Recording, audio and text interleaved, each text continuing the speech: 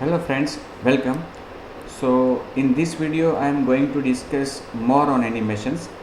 In the previous lecture I have discussed about what are the different type of animations available in Android, how they can be defined and how they can be used. So let's revise it. Standard transformations. While talking in general about graphics, in computer graphics there are generally different type of transformations which can be applied to object, like translating, rotation, scaling, reflection, shearing, alpha. Translation means moving an object, rotation means rotating some object positively clockwise or anti-clockwise. Scaling means increasing its size. Then alpha means transparency, opaque to transparent. Then reflection is mirror image, mirror effect, and shearing, which changes the shape of the object. While talking about Android, in Android there are generally three types of animation: twin animation, frame by frame animation, and property animation. Twin by twin animation is standard graphic transformation operations. Okay, twin animations are the standard graphics transformations which I told you. These 6 are the standard graphic transformations. From these 6, Android has these 4 animations included in twin animation. Okay, तो जो Android के 3 प्रकार है, अलग अलग 3 प्रकार animations के, उसमें से जो ट्विन एनिमेशन है उसमें ये 4 प्रकार के एनिमेशंस हम अप्लाई कर सकते हैं: translation, rotation, scaling and alpha animation. अब एंड्रॉयड में बात करें, अगर हमें एनिमेशन डिफाइन करना है और अप्लाई करना है, तो एनिमेशन को डिफाइन करने के लिए आपके पास 2 विकल्प है एंड्रॉयड में. या तो जैसे कि हर चीज़ को डिफ़ाइन करने के 2 तरीके एंड्रॉयड में है ही, उसी तरह से यहाँ पे एनिमेशन को भी डिफ़ाइन करने के लिए हमारे पास 2 विकल्प है. या तो हम एनिमेशन को XML रिसोर्स बना के सेव कर सकते हैं, किसी भी एक या एक से ज़्यादा एनिमेशंस को XML में रिसोर्स बना के सेव कर सकते हैं, फिर प्रोग्रामेटिकली उसको अप्लाई कर सकते हैं. और दूसरा कि एनिमेशन को डिफ़ाइन भी हम कर सकते हैं प्रोग्रामेटिकली. अब दोनों में से ज़्यादा किफ़ायती और प्रेफरेबल कौन सा है? XML वाला. ओके, दोनों में से ज़्यादा किफ़ायती कौन सा है? XML वाला. क्योंकि उससे क्या होगा कि रिसोर्स में अगर आप डिफ़ाइन करते हो XML रिसोर्स में एनिमेशन को, तो आपको एक ही बार डिफ़ाइन करना होगा. फिर आपकी एप्लीकेशन में जितनी भी एक्टिविटीज़ है उसमें कहीं पे भी अगर आप चाहो तो इसको इम्प्लीमेंट कर सकते हो, इसका इस्तेमाल कर सकते हो, क्योंकि रिसोर्स डिफ़ाइन करने से वो सेंट्रलाइज हो जाएगा. फॉर एग्ज़ाम्पल, मैं एक एनिमेशन डिफ़ाइन करता हूँ कि 0 से 360 डिग्री रोटेट होना चाहिए. अब मुझे सपोज़ कि एक एक्टिविटी में इमेज को रोटेट करना है, दूसरी एक्टिविटी में चार्ली चैपलिन की इमेज है उसे रोटेट करना है, कोई और एक्टिविटी में मिस्टर बीन की इमेज है उसे रोटेट करना है, किसी और एक्टिविटी में एक टेक्स्ट व्यू है उसे भी रोटेट करना है, कहीं पे बटन को रोटेट करना है 0 से 360 डिग्री. तो इन सभी केसेस में कॉमन क्या है? रोटेशन. कितना? 0 से 360. अगर मैं प्रोग्रामेटिकली करता हूँ तो क्या होगा कि हर एक एक्टिविटी में मुझे ये 1 बाय 1 डिफ़ाइन करना होगा, हर एक में ये सेम कोड लिखना होगा. उसके बजाय अगर हम XML में डिफ़ाइन कर ले इस एनिमेशन को, तो हमें एडवांटेज ये मिलेगा कि हमें उसको एक ही बार डिफ़ाइन करना पड़ेगा और फिर जहाँ पे उसको यूज़ करना चाहते हैं वहाँ पे उसको हम अप्लाई कर सकते हैं. तो ये हमने देखा था कि भाई एनिमेशन को डिफ़ाइन करने के 2 रास्ते हमारे पास. अगर हम उसे XML में डिफ़ाइन करना चाहते हैं तो हमें एक फ़ोल्डर बनाना पड़ेगा RES फोल्डर के अंदर, जिसे हम नाम देंगे एनिम. कहने का मतलब यहाँ पे आपको राइट क्लिक करके एक नया फ़ोल्डर बनाना है और उसको नाम क्या देना है? एनिम. एक्चुअली वो हमने अगले लेक्चर में किया था. ओके, इस तरह से फिर एनिम फोल्डर बन गया. उसके बाद आपको एनिमेशन रिसोर्स मतलब कि एक फ़ाइल बनानी पड़ेगी. ओके, इसके अंदर एक फ़ाइल कैसे बनाओगे? राइट क्लिक करके new animation resource file. Okay, फिर उस फाइल को आपको नाम देना है कुछ भी, जैसे कि यहाँ पे मैंने नाम दे दिया एनिम डेमो 3. अब ये फाइल कहाँ पे आ गई? इस एनिम फोल्डर के अंदर. अब यहाँ पे एक सेट टैग आएगा है जो रूट टैग होगा. उसके अंदर आप अपने एनिमेशंस को डिफाइन कर सकते हो। जैसे कि हमारे पास ये स्पिन एनिमेशन है, तो उसके अंदर हमने रोटेशन को डिफाइन किया है, और ये रोटेट हमने सपोज़ कि इसके एट्रीब्यूट क्या सेट किए हैं 0 से 45। तो ये जो स्पिन एनिमेशन है हमारा, जिसको हमने नाम क्या दिया, स्पिन एनिमेशन, ये यूज़र डिफाइंड नेम है। ये जिस किसी ऑब्जेक्ट पे अप्लाई होगा, वो ऑब्जेक्ट 0 से 45 डिग्री तक 0 से 45 डिग्री तक रोटेट होगा, और ये रोटेशन होने में उसको समय कितना लगेगा, 2 seconds. Okay, define the animation. तो यहाँ पे हमने ट्विन एनिमेशन डिफाइन किया, सपोज रोटेट।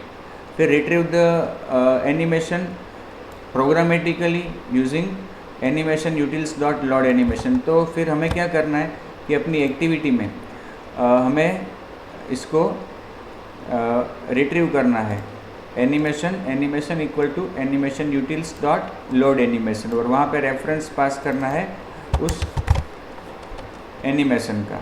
ठीक है, इस तरह से animation utils dot load animation spin. फिर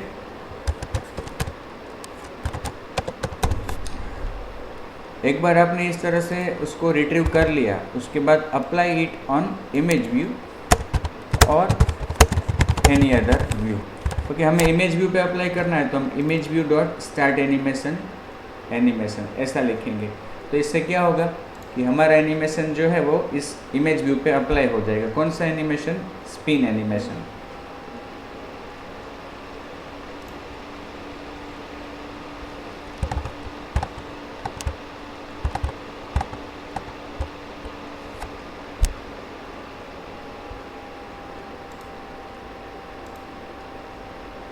कोई 0 से 45 डिग्री हुआ, 0 से 45 डिग्री। ओके, और अगर हमने इसको 0 से 360 डिग्री दे दिया होता, 360, तो वो पूरा 360 डिग्री रोटेट होगा।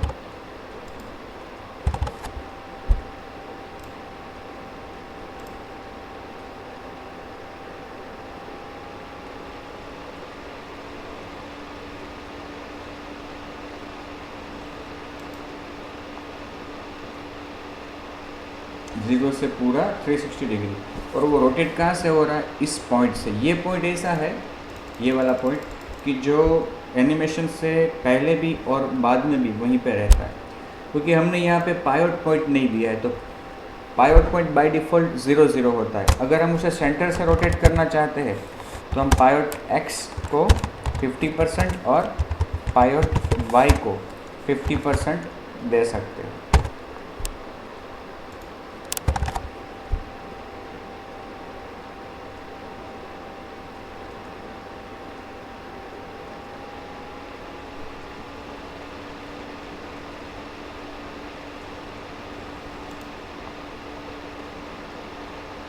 ठीक है, तो ये था हम एनिमेशन को कैसे डिफाइन करते हैं। ये हमने अगले लेक्चर में तो देख ही लिया था, आपस मैंने आपको रिवाइज़ किया। अब मैं आपको क्या बता रहा हूँ कि आपने ये देखा व्यू, इसमें हमारे पास एक ये भी है, टेक्स्ट व्यू भी है, बटन भी है। तो ऐसा नहीं है कि एनिमेशन केवल इमेज व्यू को ही अप्लाई कर सकते हो, किसी भी व्यू को अप्लाई कर सकते हो। मुझे इस टेक्स्ट व्यू को रोटेट करना है, तो हम उसको भी कर सकते हैं। जैसे कि अभी आप देखो, ये जो अपना एक्टिविटी है उसमें हमने टेक्स्ट व्यू रखा है, उसका मार्जिन में थोड़ा बढ़ा देता हूँ, मार्जिन 50 कर देता हूँ। ओके, अब अपनी मेन इसका आईडी क्या दिया है, text2। मेन एक्टिविटी में एक टेक्स्ट व्यू डिफाइन करते हैं और उसको रिट्रीव कर लिया r.id.text2। इसका नाम क्या रखा है वेरिएबल का, टेक्स्ट व्यू। तो यहाँ पे जब हम अप्लाई करते हैं तो किस पे अप्लाई करेंगे, टेक्स्ट व्यू। इससे क्या होगा कि हमारा एनिमेशन किस पे अप्लाई होगा, टेक्स्ट व्यू पे अप्लाई होगा।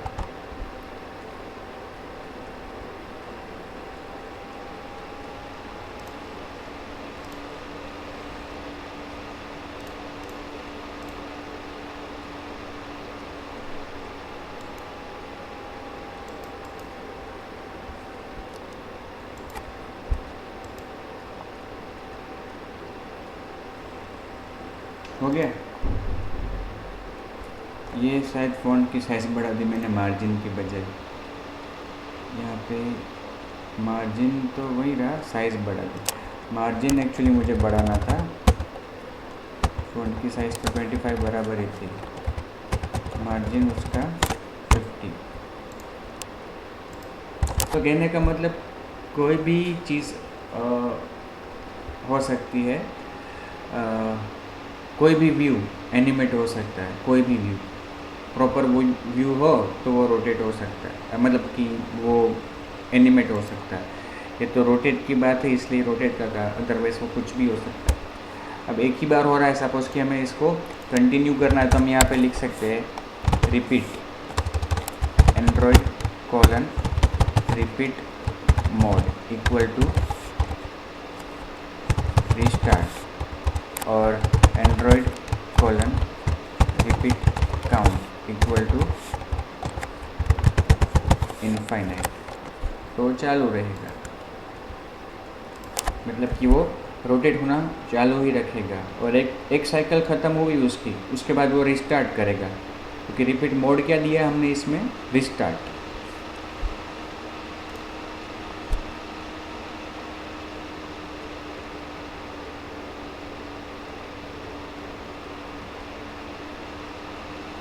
ये बटन को भी हम कर सकते हैं, सपोज़ कि हम यहाँ पे रिवर्स दे देते हैं तो वो रिवर्स से शुरू करेगा। एक बार 0 से 360 हुआ, फिर 360 डिग्री से वापस 0 होगा, 0 से 360, 360 से 0, ऐसा वो कंटिन्यू रखेगा। आइए देखते हैं।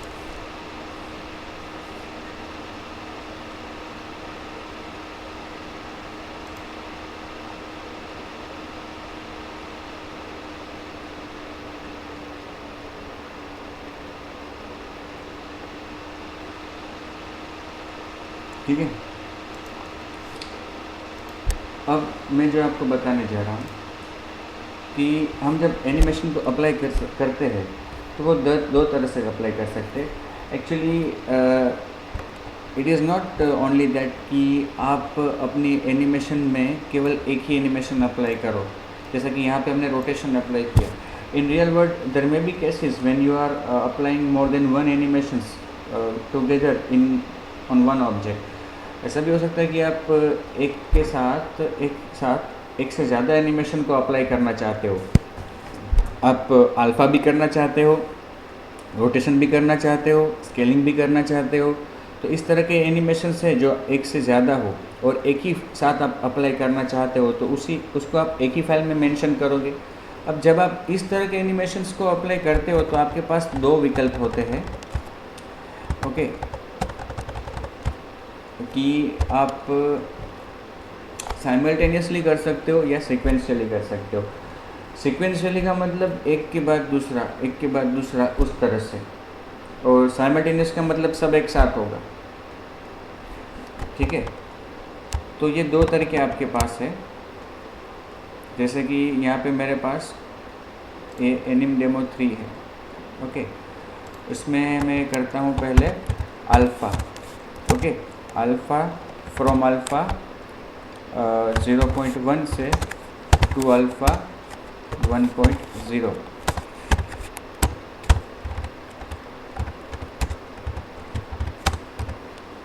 ओके, और उसके बाद मैं दूसरा करता हूँ रोटेट, सॉरी स्केल करता हूँ, और इसको मैं ड्यूरेशन देता हूँ, ड्यूरेशन ऊपर ही दे देता हूँ 2.5 सेकंड्स। अल्फ़ा में मैंने पायो टेक्स्ट दे दिया 50% और पायो वाई दे दिया 50%, और मुझे कितना स्केल करना है, from X scale 1.0, from Y scale वो भी 1.0 टू डबल साइज करनी है 2xl and 2y scale,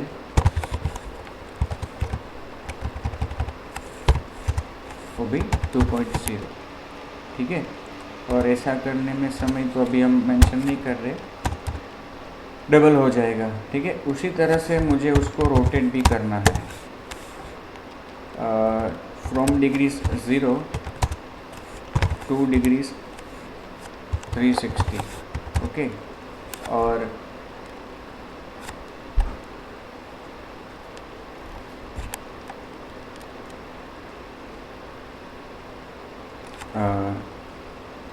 पायोट X 50%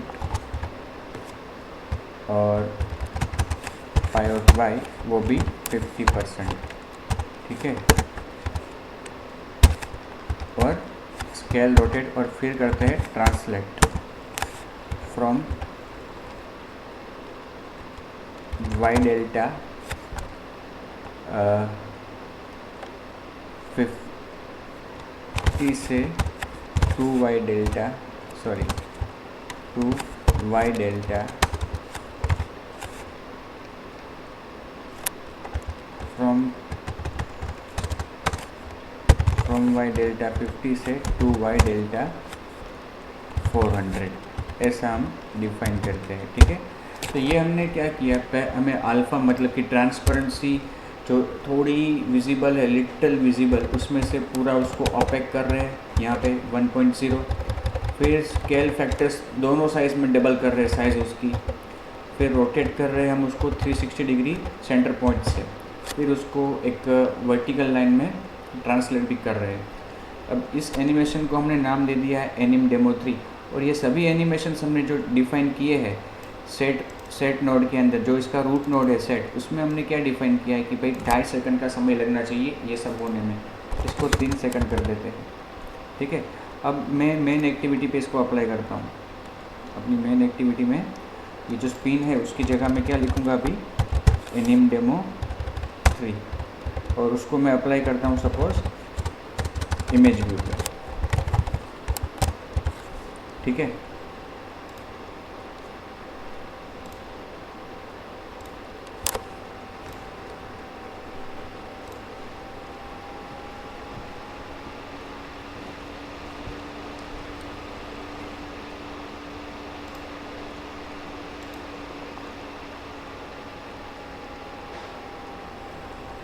देखो ये क्या हुआ, अल्फ़ा,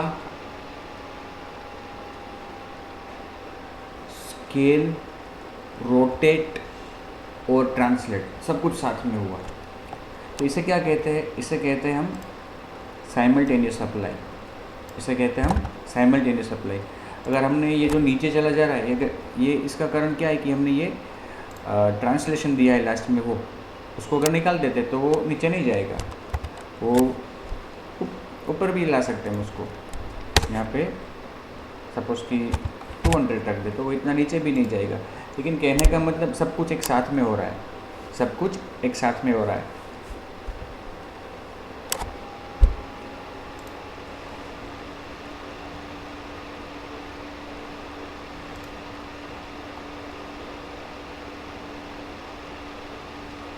सब कुछ एक साथ में। लेकिन सपोज़ कि हमें ये चारों चीज़ बारी बारी करनी है, तो हम ऐसा कर सकते हैं कि ये जो ड्यूरेशन हमने यहाँ पे दिया है उसको यहाँ से निकाल के सपोज़ यहाँ पे हम क्या देंगे, यहाँ पे हर एक में अलग अलग ड्यूरेशन देंगे। Android colon duration, okay, is equal to, यहाँ पे मैं सपोज़ देता हूँ 1 सेकंड या हाफ सेकंड। फिर हाफ सेकंड में अल्फ़ा होगा, उसके बाद स्केलिंग होना चाहिए। तो यहाँ पे मुझे स्टार्ट ऑफसेट देना होगा, start offset equal to 500 second के बाद शुरू होगा। और फिर इसका ड्यूरेशन मुझे कितना रखना है, इसका ड्यूरेशन मुझे रखना है 1 सेकंड, ओके। तो टोटल कितनी सेकंड्स हुई स्केल ख़त्म होने में, पहला 500 मिली सेकंड्स लगेगा अल्फ़ा को, फिर 1000 मिली सेकंड लगेगा स्केल को। तो यहाँ तक पहुँचते पहुँचते ड्यूरेशन ऑफसेट कितना रखना पड़ेगा, इज इक्वल टू 1500, और ड्यूरेशन इसका भी 1000 रखते हैं, ओके। और फिर यहाँ तक पहुँचेगा तो उसका स्टार्ट ऑफसेट रहेगा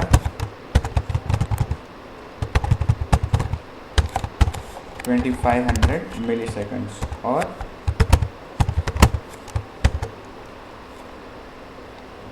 ड्यूरेशन इसको भी देते हैं 500 मिली सेकेंड्स का। तो ये क्या होगा, 1 बाय 1 सभी होगा। 1 बाय 1 इसलिए होगा कि पहला जब शुरू हुआ तो दूसरे को हमने शुरू नहीं किया है, दूसरा कब शुरू किया हमने, आधी सेकंड के बाद। फिर तीसरा सब कब शुरू किया, 1.5 सेकंड के बाद। चौथा कब शुरू किया, 2.5 सेकंड के बाद। तो इस तरह से ये सब बारी बारी परफॉर्म होंगे, क्योंकि सबका टाइम कंट्रोल कर लिया हमने, सबको हमने टाइम कंट्रोल किया। इस तरह से वो सब सीक्वेंस में परफॉर्म होंगे। अदरवाइज़ जब हमने टाइम मेंशन नहीं किया था, अगर हमको सब साथ में परफॉर्म करने हैं तो हमने वो टाइम का ड्यूरेशन सेट में लिख दिया और फिर सबको बारी बारी। ये देखो, पहले वो अल्फ़ा हुआ, फिर स्केल हुआ, रोटेट हुआ और फिर जाके क्या हो गया, ट्रांसलेट हुआ। ठीक है,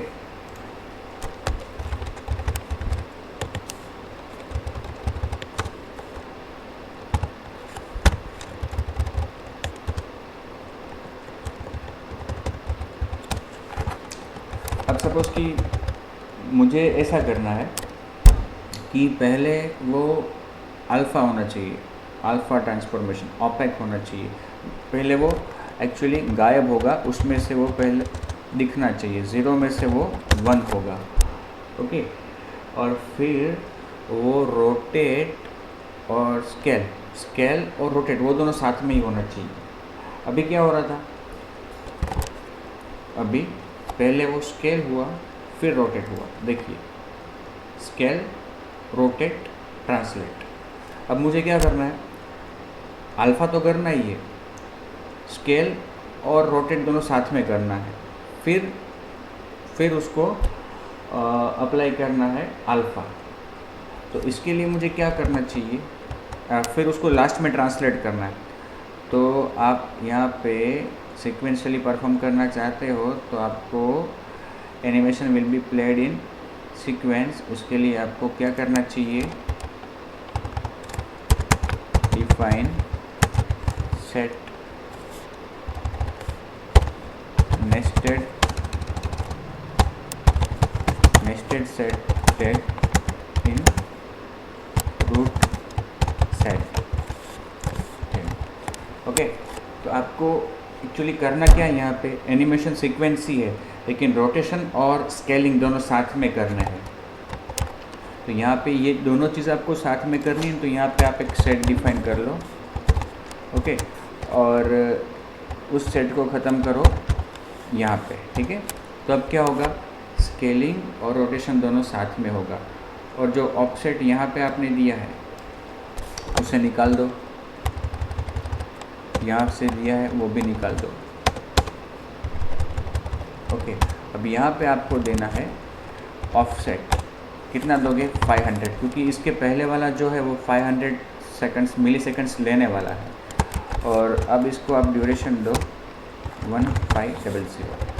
तो होगा क्या कि ये जो सेट है हमारा, ये सब सेट नेस्टेड सेट, उसमें दो चीज़ें एक साथ होगी, स्केल और रोटेट। आ रहा है समझ में? कई बार ऐसी भी सिचुएशंस होती है।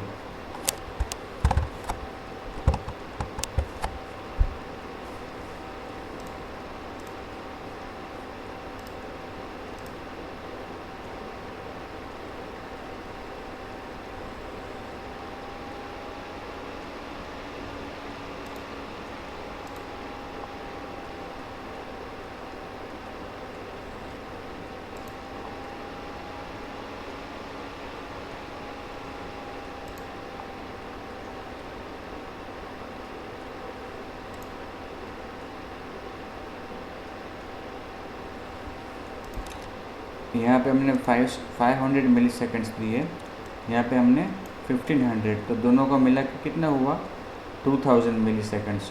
तो इसमें हमको कितना देना पड़ेगा, 2000 मिली सेकेंड्स।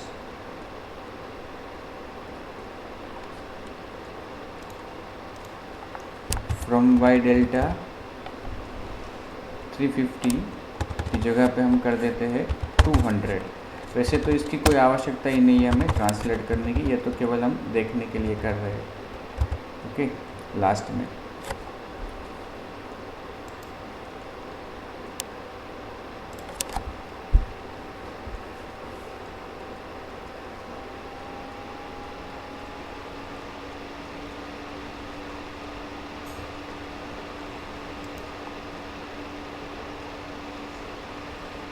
है वापस, यस।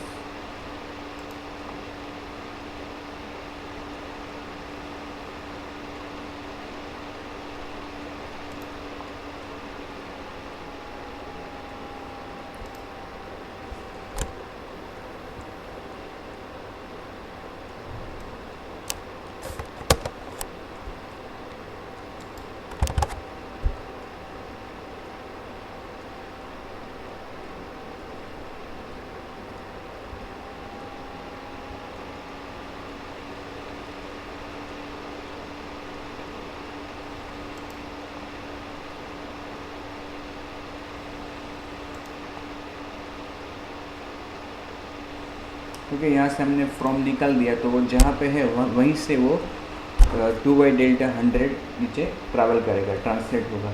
तो इस तरह से हम साइमल्टेनियसली और सीक्वेंशियली परफॉर्म कर सकते हैं एनिमेशंस को। अगर आप इसमें ये सब सेट नहीं लिखते हो और हर एक अलग अलग एनिमेशन में आप ऑफसेट, स्टार्टिंग ऑफसेट नहीं दोगे, तो वो सभी एनिमेशंस एक साथ परफॉर्म होंगे। कुछ सिचुएशंस ऐसे भी होंगी जब आप ऐसा चाहोगे, जैसे कि आपको रोटेशन और स्केलिंग साथ में करना है, तो वो आप कर सकते हो, ठीक है। और बाकी की चीज़ें सीक्वेंशियली परफॉर्म कर सकते हो।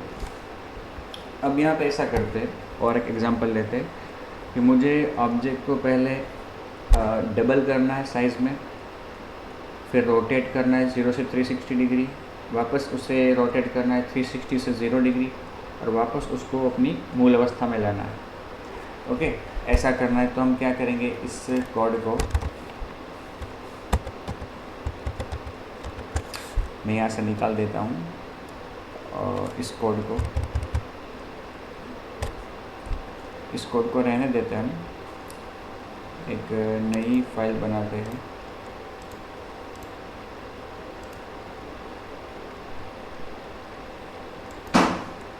ठीक है, और इसके अंदर एनिम डेमो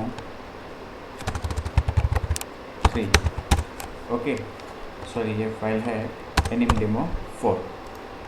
ओके, तो क्या करना है हमें, मैंने क्या बताया कि पहले हमें उसको स्केल करना है। स्केल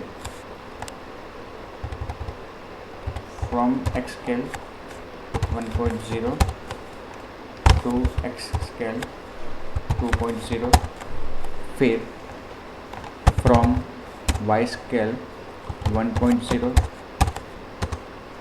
फिर टू वाई स्केल 2.0, ओके, फिर पायोट एक्स 50%, पायोट वाई वो भी 50%, ठीक है। ये स्केल होगा हमारा, और इसको स्केल करने के लिए मुझे ड्यूरेशन देना है 1 सेकंड का। कितना?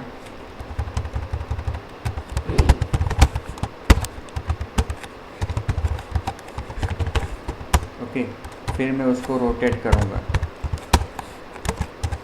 पायोट from degrees 0 2 degrees 360, pivot X 50, pivot Y 50,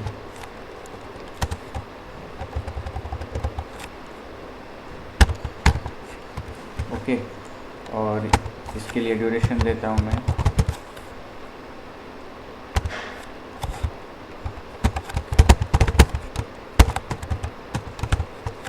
1000, ठीक है। अब ये जो पूरा है पहले स्केल होगा, तो स्केल होगा, उसके बाद मुझे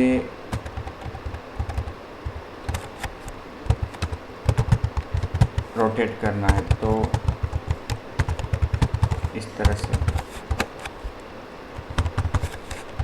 ओके। अगेन वापस स्केल करूँगा मैं, सॉरी अगेन उसको मैं रोटेट करूँगा लेकिन अब क्या करूँगा, 0 से -360 डिग्री, उसके लिए स्टार्ट ऑफसेट यहाँ पे 1000 की जगह पे 2000, ओके। और लास्ट में वापस उसको स्केल करेंगे,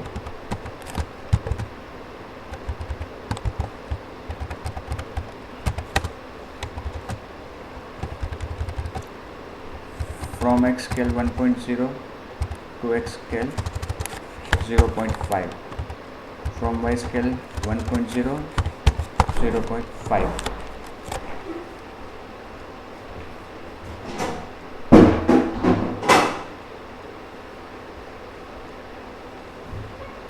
ठीक है,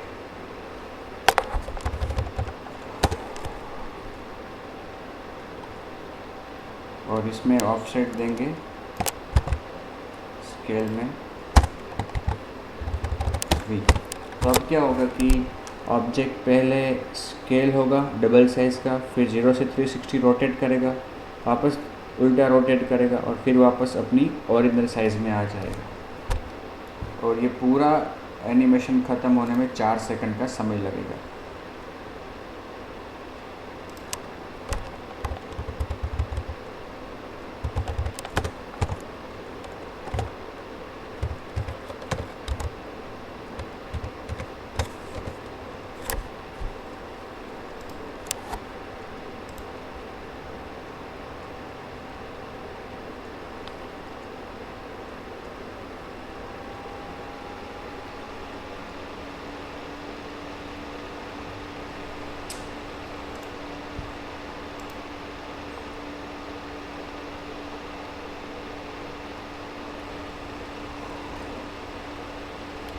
ठीक है, ये सब बारी बारी हुआ, स्केल, रोटेट, रोटेट, स्केल। और ये क्या हो गया हमारा, सीक्वेंशियल। सीक्वेंस में सब कुछ परफॉर्म किया हमने टाइम कंट्रोल करके, ओके। लेकिन ये जो यहाँ से टाइम मैंने लिखा है वो मैं निकाल दूँ अगर सभी जगहों से,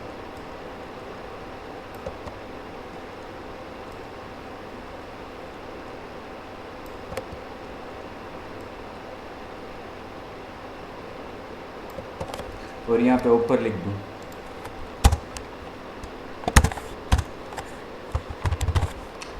तो क्या होगा कि ये सब कुछ एक साथ होगा।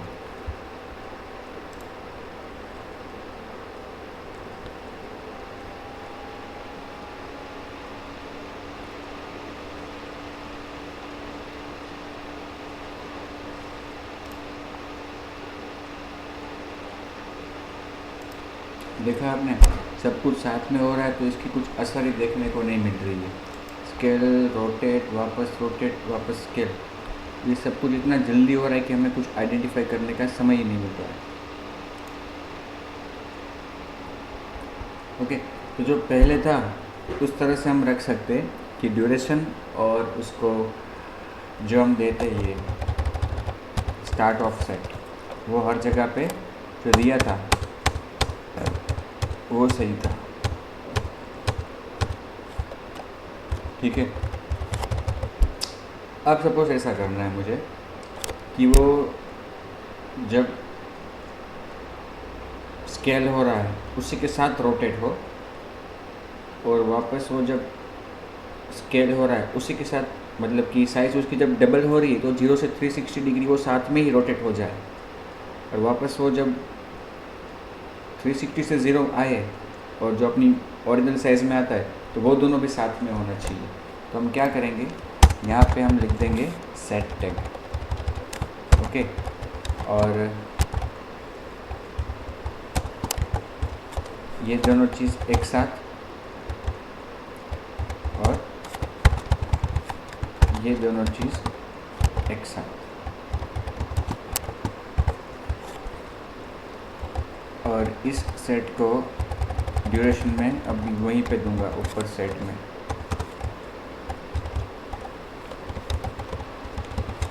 साथ में करना है तो यहाँ से ऑफसेट निकाल देंगे,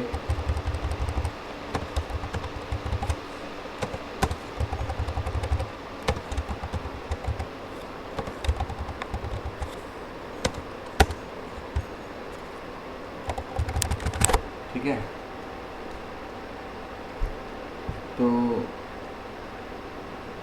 सेट हमारा। यहाँ पे ड्यूरेशन मैं मेंशन करता हूँ 1500। ओके, और जो दूसरा है उसको मैं स्टार्ट ऑफसेट दूंगा 1500 और ड्यूरेशन भी 1500। अब अप्लाई करते हैं।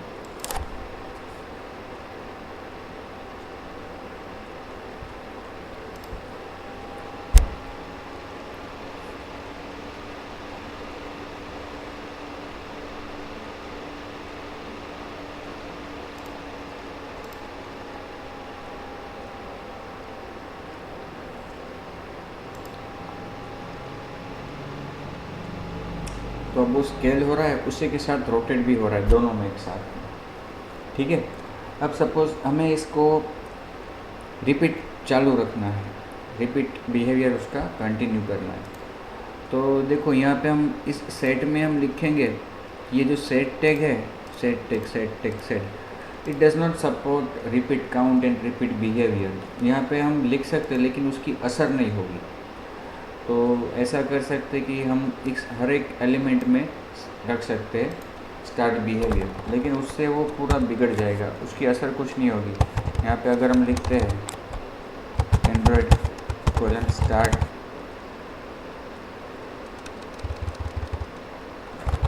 Repeat mode equal to restart और Android colon repeat count equal to infinite. तो ये अगर हम लाइन हर एक में लिख लेते हैं तो हम जो चाहते हैं वो उससे होगा नहीं। कहने का मतलब हम जो चाहते हैं वो उससे नहीं होगा।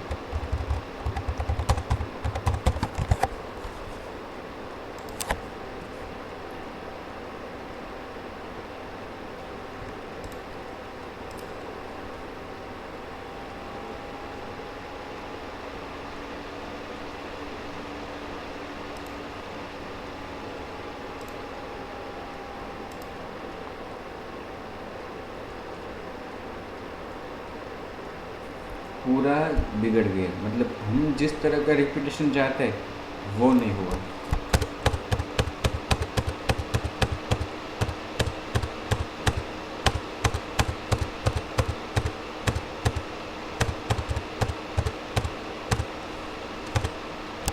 ठीक है, तो मैंने बताया आपको कि ये सेट में भी लिखेंगे तो भी वो सपोर्ट नहीं करेगा। अगर सेट में लिख दिया हमने रिपीट मोड, रीस्टार्ट और रिपीट काउंट,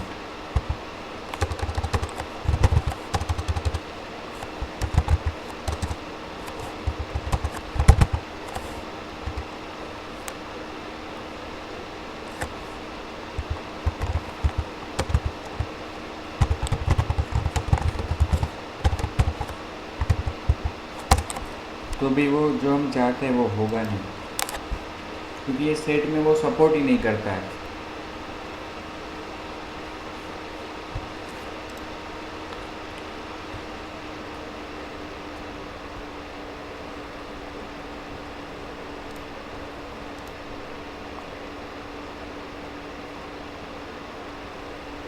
एक बार हुआ, इसकी असर नहीं हुई।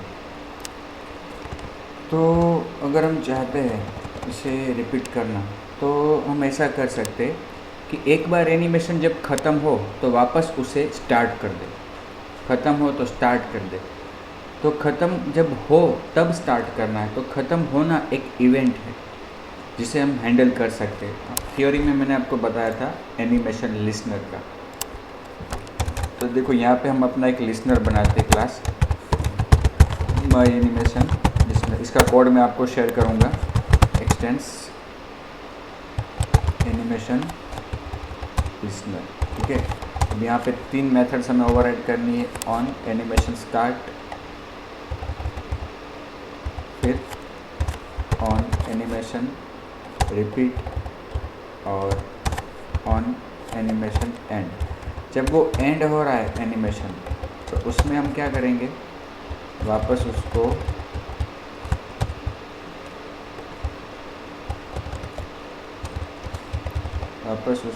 स्टार्ट कर देंगे। लोड करके इमेज व्यू पे हम उसको स्टार्ट कर देंगे ऑन एनिमेशन n, और यहाँ पे वेरिएबल का नाम बदल के 1, एनिमेशन 1, और यहाँ पे भी एनिमेशन 1। तो जैसा ही एनिमेशन एंड होगा तो वापस वो स्टार्ट हो जाएगा। और ऐसा करने के लिए आपको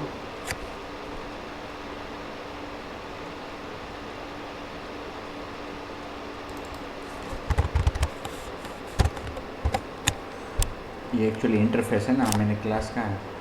ऐसा करने के लिए आपको क्या करना होगा, यहाँ पे animation dot set animation listener new my animation listener, ऐसा हमें करना होगा। और यहाँ पे दिस की जगह get activity application context. Okay, अब इसको अप्लाई करते हैं।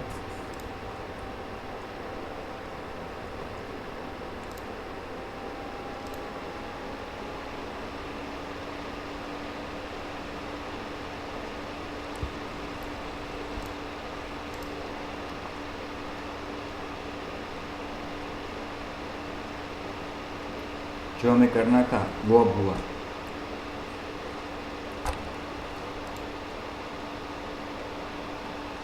अब देखो, एक बार वो रोटेट होके फिर रुक गया, क्योंकि ये एनिमेशन यहाँ से दूसरी बार शुरू किया, उसमें हमने लिसनर अटैच नहीं किया है, तो वो भी करना होगा, तो जाके वो रिपीट चालू ही रखेगा।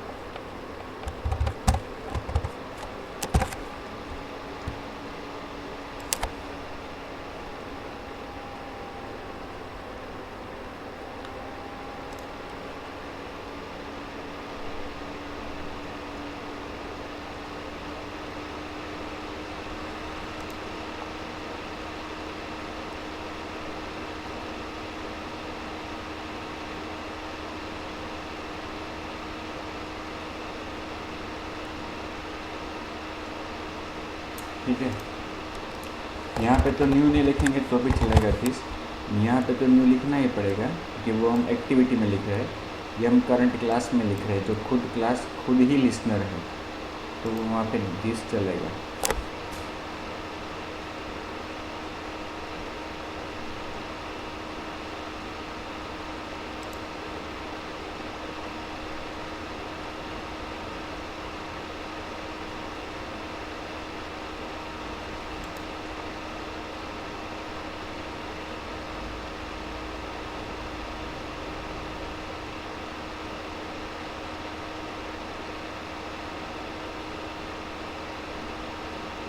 ठीक है, तो ये था animation, how to define animation in XML and how to load them, how to set them on any type of view. मैंने बताया तो किसी भी व्यू पे हम इसको इम्प्लीमेंट कर सकते हैं, मतलब कि इमेज व्यू या टेक्स्ट व्यू, किसी पे भी आप इसको अप्लाई कर सकते हो। और हमने साथ ये भी देखा कि how to apply them simultaneously as well as sequentially. Okay, तो ये वीडियो मैं यहीं तक रखता हूँ। नेक्स्ट वीडियो में मैं आपके साथ शेयर करूँगा how to define animations programmatically, how to create them programmatically and then apply them. Okay, तो इस वीडियो को यहीं पे ख़त्म करता हूँ। Thank you, have a good day, stay home, stay safe.